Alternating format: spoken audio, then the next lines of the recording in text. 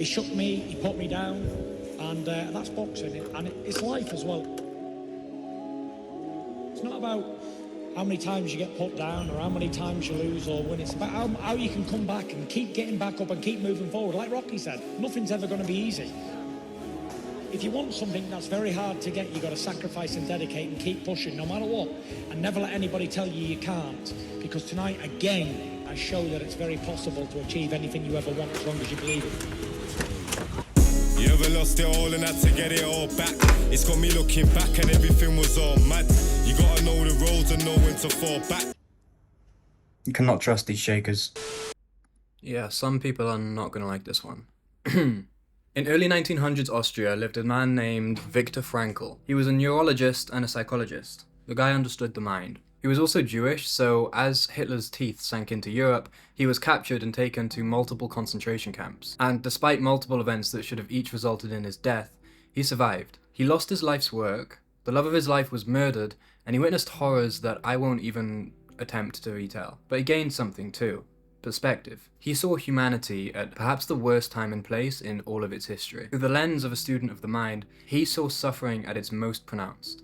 After rehabilitating once the war ended, he wrote a book called Man's Search for Meaning, in which he goes into excruciating detail about what he saw in the camps and synthesizes what he learned into a new psychological theory. The whole theory hinged on one new belief, that the idea that humans avoid suffering in all cases was wrong. He discovered that humans will not only manage suffering, but will voluntarily take on more under one condition.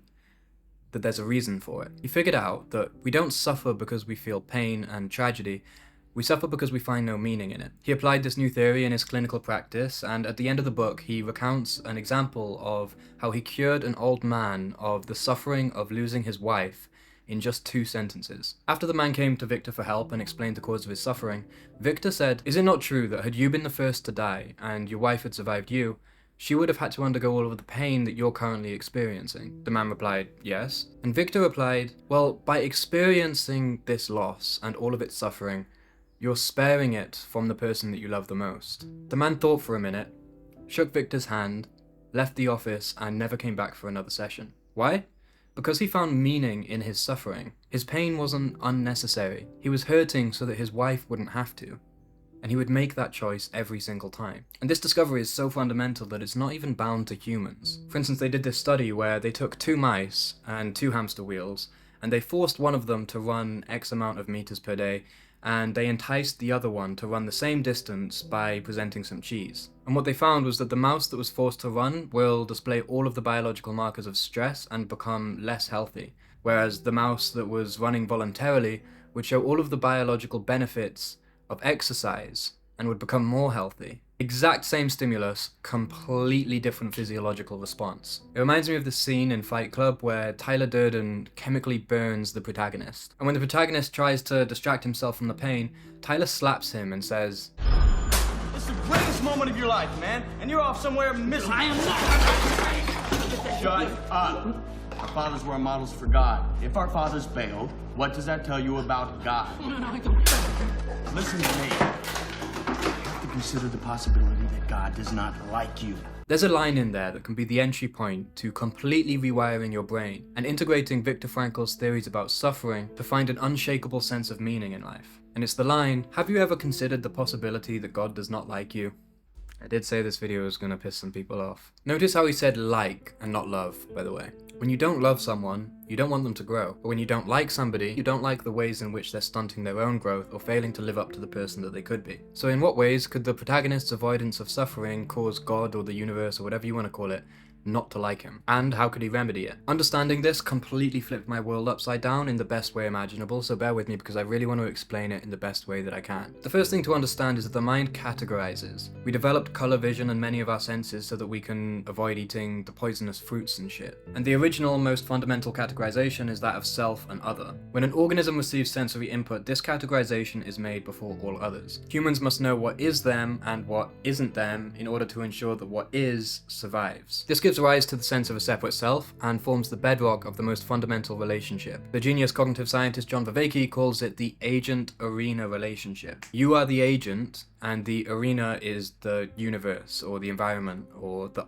other. And it's within this foundational relationship that all other relationships are formed. Your relationship with food, with suffering, with gaming, with your sense of self. They're all contained within your agent arena relationship, your relationship with existence itself, with God. But to ensure your survival, the mind has to do something else as well. It's called relevance realization. Your brain receives far more information than it can process, so it has to decide what information is relevant and what isn't. But embedded in the formulation of a hierarchy of relevance or importance is an end goal. Something can only be relevant or important in relationship to something else. How you kick the football is important because if you do it wrong, you'll miss the goal. If the goal wasn't there, you could kick it however you want. And this is the question that John raised that completely turned my world upside down in the best way. In your agent arena relationship, your relationship with existence itself or with God or whatever you want to call it, are you trying to figure out in what ways the arena is relevant to you? Or are you trying to figure out in what ways you might be relevant to the arena? And if we go back to that Fight Club scene and supplement the arena for God, then which person is he going to like? The man whose life is unfolding within the assumption that the relationship's purpose is to figure out how God might be relevant to him? Or the man whose life is unfolding within the presumption that the relationship's purpose is to figure out how he might be relevant to God? The latter, right? Under nihilism and without religion, the youth are trying to find ways in which that they can make the arena useful to them, instead of attempting to figure out how to make themselves useful to the arena. And ever since religion died, this is the norm in the culture. And the culture is always reflected in their idols. So let's take a look at the idols of today's youth and see how they're getting on. Body crazy, curvy, wavy, big titties, little waist. Body crazy, curvy, wavy, big titties, little waist. Body yada yada yada yada yada yada yada yada yada yada yada yada yada yada. The category is body. But beyond just the degeneration of our idols, suicide rates are skyrocketing among the most nihilistic demographic, young people. Mental health issues are becoming more and more pervasive, and millions of young people genuinely feel as though their life has no purpose. And it's not surprising. If at the core of your being you're just trying to make the environment useful to you, that is to somehow scheme your way into more money, more fame, more items, more opportunities, more things, more jobs, then all of these things are only serving you, which means if that's the most important thing to you, then you are the most important thing to you. It means that you are the most important thing in the universe. Not only is that a stupid amount of pressure that no sane person would want, but when there's nothing more important than you sacrifice meaning. Why? Because you're going to die, and you know it. It turns you into the ultimate endpoint of the universe, the inevitable heat death of everything you've ever valued. Nothing you produce will remain.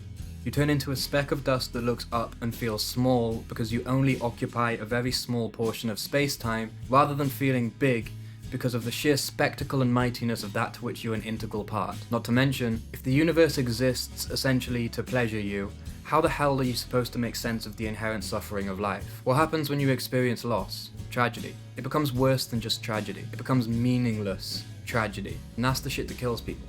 Literally too. In Man's Search for Meaning, Viktor Frankl explained that as soon as the inmates began losing sight of what mattered to them, they began speaking of the meaninglessness of existence, or they lost sight of that which they held bigger than themselves, whether that be God or the love they had for somebody back home. They'd be dead within weeks, like clockwork. Either an illness would suddenly take hold, or they would take their own lives. But I get it. Life's a bitch, right? You wouldn't want to give back to the author of your suffering. But fuck man, you've been trying to take from it. The entire culture has been force-feeding you shortcuts and life hacks to get as much for as little as possible. And how's that going for you? Made much progress on overcoming your fear of death? Feel like you have direction in life? A purpose? Do you feel like you have anything that makes the suffering that you experience worth it? Genuinely worth it? Why are you here? Seriously, why are you here? To fulfill your desires? That doesn't even make any sense. Satisfaction is the death of desire, and yet you are still born full of them, just for the purpose of going about killing them again? If you want direction, stop living like somebody who's trying to figure out how the world is relevant to them. Instead, make your purpose figuring out how you can be relevant to the world. Everything about your biology wants you to avoid suffering and move towards pleasure, and yet you're still dissatisfied. Try something new, and do something that shocks the universe itself. Voluntarily take on more suffering, and you'll begin to find meaning in places where you used to find dirt. There's a reason Tyler Durden wanted the protagonist to welcome the pain rather than run from it. Sometimes the only way out is in. And there's a reason he said it was the most important moment of his life. Because when you do make that switch, it's amazing how the pieces start to fall into place. Genuinely feels like God starts to take a liking to you again. And it does materialize. You know who the realest is. or just stay where you are. First off, fuck your bitch in the click you claim. West side when